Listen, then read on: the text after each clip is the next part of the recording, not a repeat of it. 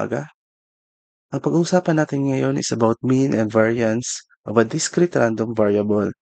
So alam niyo na yung pagkakaiba ng discrete at continuous, di ba? So pag discrete, countable ito. Pag continuous, nagbabago yung result. So mas in-explain ko yun sa previous video. Kung di nyo pa alam, nasa description below yung link. Tingnan nyo na lang. So yung isosolve natin ngayon is mean, variance, and standard deviation. So may tatlong formula tayong ginagamit. Yung mu or yung mean, summation lang siya ng x times probability or yung random variable natin, yung x. Tapos yung variance naman, summation siya ng x minus mean or the mu squared times the probability. So summation din siya. Yung sign niya is about, small sigma. Small sigma squared. So pinagkaiba lang yan sa standard deviation. Pag ito, transfer mo sa kabila, magiging square root to. Magiging standard deviation na siya. Wala na siyang square dito. So, tandaan nyo tatlo yung formula natin. So, sa pag-solve natin, itong apat lang. Hindi na to formula yung isa kasi baka lang malito kayo. Yung P of X, yung probability of the outcome natin. So, 1, 2, 3. So, itong pagkasunod-sunod.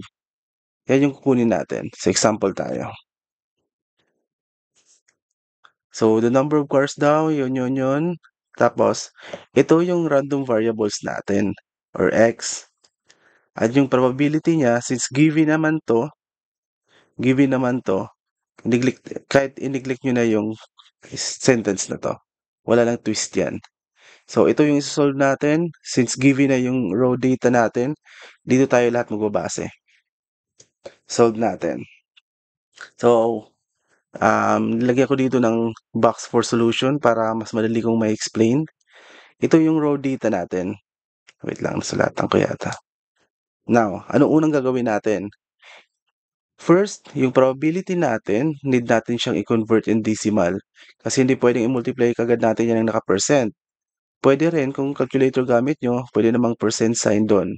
Pero since i-convert natin, simple lang naman yan. Kung 10%, divide nyo lang ng 100. Makukuha nyo na. So, 10% divide 100, magiging 0.1.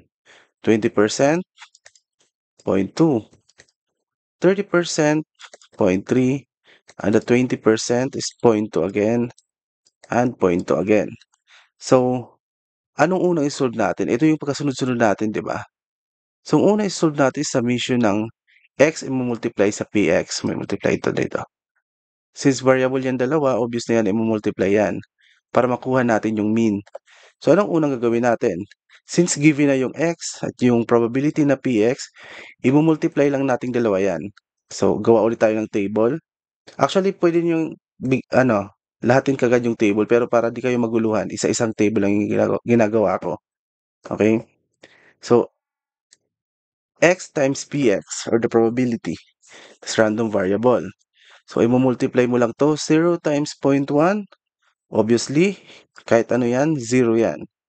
1 times 0.2, naku, kamali pa kayo nito. Sensya lang sa output ko kasi hindi kaganda, hindi pa ako sanay sa ganito. 2 times 0.3, obvious yan, 0.6. Ganun din to. Baliktaran lang.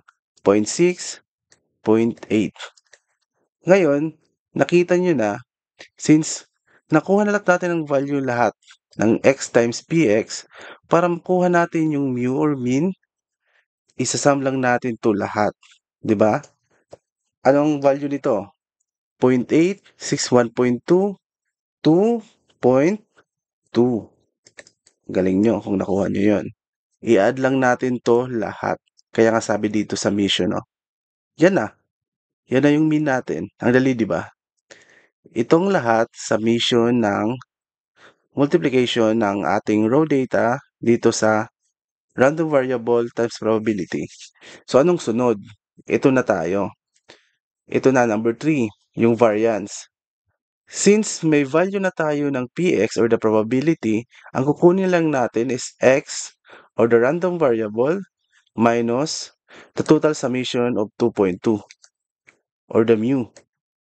So, gaya ng dati, so bago natin i-squared to lahat, tas i-multiply sa probability, isa-isahin muna natin. I-minus natin yung value ng x since isa-isa naman 'to, minus sa mu, sa total. So, isang table ulit tayo. 0, obvious na 'to, x yung ima-minus natin ha, ito. Ito isulat, 0 minus 0 or 0 minus 2.2. Ilan? Negative 2.2. Sulat na natin. 2.2. 1 minus 2.2. Dito na tayo. 1 minus 2.2. Ilan? Negative? Negative 1.2. Obvious. Naku, pag magkamali pa kayo nito. Sunod. 2 minus 2.2. 2 minus 2.2. Ano? Negative 0.2. Nakahabol ba? Ito lang to. No, erase natin dito para nasulatan ko to. I-minus lang natin yung x. Sundin lang natin yung formula. X minus mu or the mean. Sunod. 3 minus 2.2. Ano? Hindi na siya negative.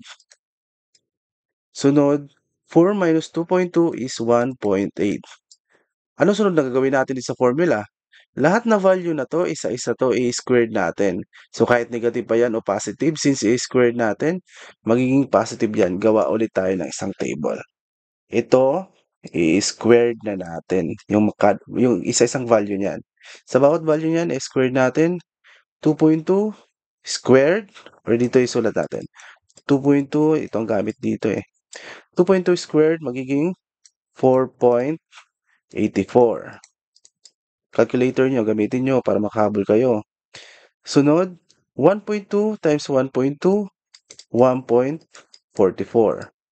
0.2 times 0.2, obvious yan, 0.04. 0.8, 8 times 8, 64. 1.8 times 1.8, magiging 3.24. Since nakuha na natin lahat to na itong value na to, ano lang sunod na gagawin natin? Siyempre, i-multiply na natin to isa-isa. Bago natin i-summation. Isa-isahin lang natin para di kayo mahirapan. Isang table ulit tayo. So, yung mga value natin dito, i-multiply lang natin sa P of X or 0.1. Sa una, 0.1. So, 0.1, erase na natin to kasi dito tayo mag-solve. 0.1 times 4.84 magiging 0.484. So, itong dalawa lang. Sunod yung 0.2 naman. 0.2 times 1.44, 0.288. Sunod naman, hindi na natin isulat dito sa taas, 0.3, ito probability, kahit baliktaran naman yan kasi, multiplication. 0.3 times 0.04, magiging 0.012. Sunod, 0.64 times 0.2, magiging 0.128 or 128.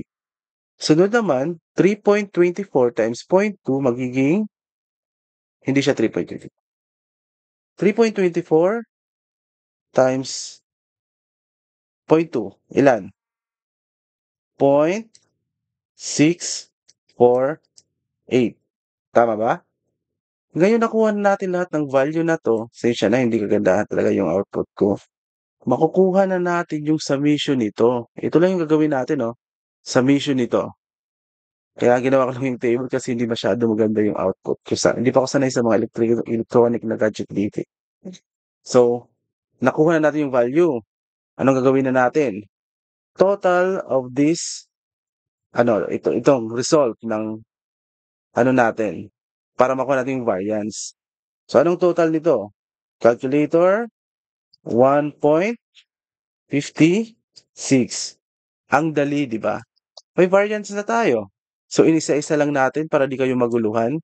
Step by step. Since given na yung px, ito na, i-minus natin sa mean. Tapos after, ni-square natin, saka natin minultiply. Ngayon, yung standard deviation natin, madali lang. Kasi nga, sinabi ko sa inyo kanina, yung mu natin na squared, kahit anumang value dito, value, ita-transfer lang natin to dito. So, magiging mu square root of value. So, since yung result natin sa variance is 1.56, punta natin to sa kabila, 1.56, ilan yung result? 1.25. Yan na yung standard deviation natin. Di ba ang dali lang? Isa-isahin nyo lang. Itong table lang yung process natin. Memorize yung tatlong formula na to, hindi na kayo mahirapan. So, kung paano naman kung fraction yung binigay ng mga data dito, yung mga raw data.